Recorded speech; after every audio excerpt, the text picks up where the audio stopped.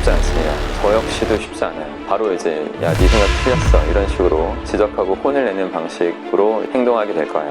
행동할 기회를 부모가 뺏어버린 그런 경우를 만들어낸 거죠. 좋은 부모의 어떤 도리다 이렇게 생각하는 사람들도 많습니다. 실제로는 그런 소수의 어른들만 진정성 있는 교육을 하고 있는 것 같고,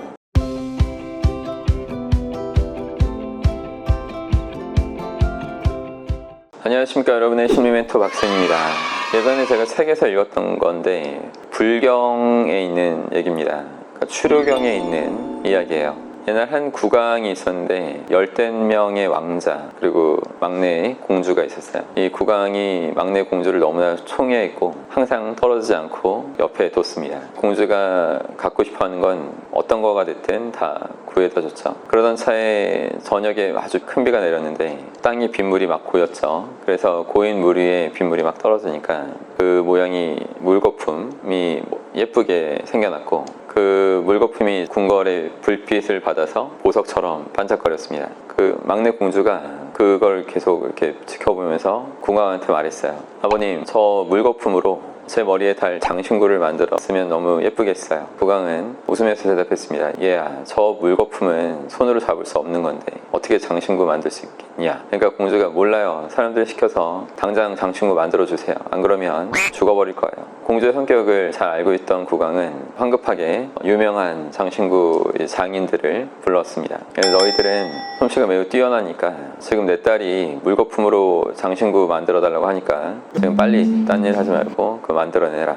만약 만들지 못하면 너희 모두 다 죽은 목숨이 될 것이다. 이러니까 장인들이 어처구니가 없었죠. 그냥 서로 멍하니 쳐다보다가 그 사이에 나이가 제일 많았던 장인이 앞으로 나서면서 충분히 만들어낼 수 있습니다. 이렇게 하니까 이제 국왕이 너무 기뻐해서 공주한테 급히 그 사실을 전했습니다. 얘야, 물거품으로 장신구 만들 수 있는 사람이 있으니까 직접 네가 만나서 부탁해라. 그 소식을 듣고 이제 공주가 나이든 장인 앞에 나타났고, 나이든 장인이 공주한테 말했습니다. 공주님, 저는 너무 하찮은 존재이고 미천한 사람이니까 그 공주님이 말하는 아름다운 물거품이 뭔지를 알 수가 없습니다. 따라서 공주님이 직접 물거품을 갖고 오시면 공주님이 원하는 그 아름다운 장신구를 만들어 드리겠습니다. 그러니까 공주가 좋다고 물거품 갖고 오겠다고 나선 거죠. 그 물거품은 손을 대기만 하면 바로 사라져 버려서 이제 어떻게 할 도리가 없었는데 그래도 포기하지 않고 계속 이렇게 애써봤지만 이내 허리만 아파오니까 스스로 지쳐버려서 공주가 포기하고 돌아섰습니다. 그래서 국왕은 공주가 돌아오는 걸 보고, 그래, 물거품으로 만든 장신구 완성됐니? 공주가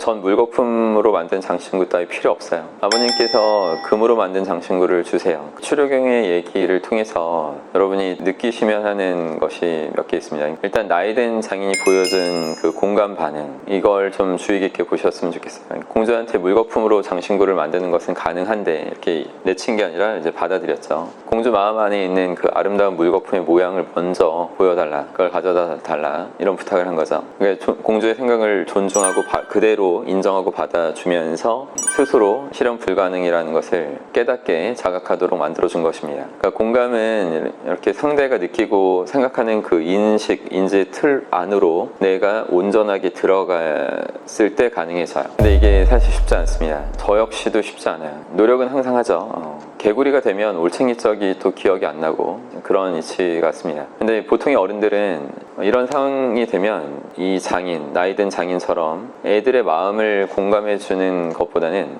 바로 이제 야, 네 생각 틀렸어 이런 식으로 지적하고 혼을 내는 방식으로 행동하게 될 거예요. 우리 사회가 점점 눈높이 교육, 공감 교육 이런 것을 이제 외치곤 있는데 실제로는 그건 소수의 어른들만 진정성 있는 교육을 하고 있는 것 같고, 대부분은 그걸 이제 표명은 하지만 할 수 없는 마음 상태로 살아가는 것 같습니다. 대부분 성장 과정 속에서 누가 옳고 누가 이제 맞고 이런 것만 계속 정신을 쏟고 살아왔기 때문에 공감을 제대로 상대를 인정하는 식의 훈련이 덜 된 거죠. 여러분, 최소한 아이들과 또 사회적으로 약자를 대할 때는 더 자연스럽게 공감을 이렇게 보여줄 수 있는 마음의 여유가 있으면 좋겠다는 말씀입니다. 자, 두 번째로 또 생각했으면 하는 것이 이 공주의 성격이죠. 이게 지능이 떨어지는 아이가 아니었을 텐데 그럼에도 불구하고 이렇게 왜 현실적이지 않은 요구를 남들한테 할까요? 왜 그러냐면 타인에게 공감 못하는 거죠. 무리한 부탁을 하는 것 자체가. 그리고 자신이 원하는 것이 또 바로 충족되지 않으면 이게 죽어버리겠다 뭐 이런 식으로 어린애가 한 성격 하는 그 성격이 왜 만들어졌을까 하는 점도 한번 생각해 보셨으면 좋겠어요.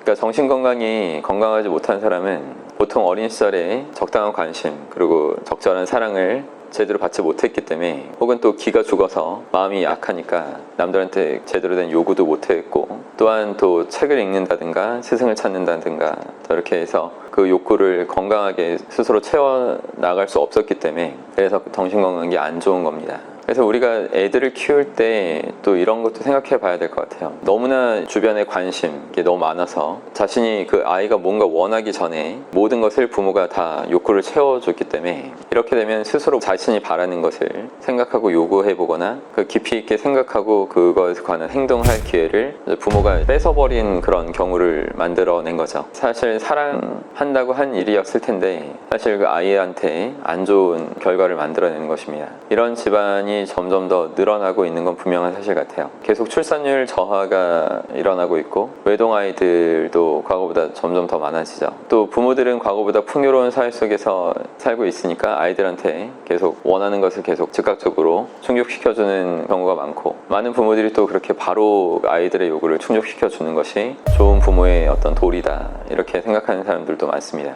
제가 그런 걸 물어본 적이 있는데 왜 이렇게 바로바로 채워주냐 아이들의 욕구를. 그러면 내가 어렸을 때 정말 이런 걸 갖고 싶었는데 집안이 가난해서 못 가졌었다.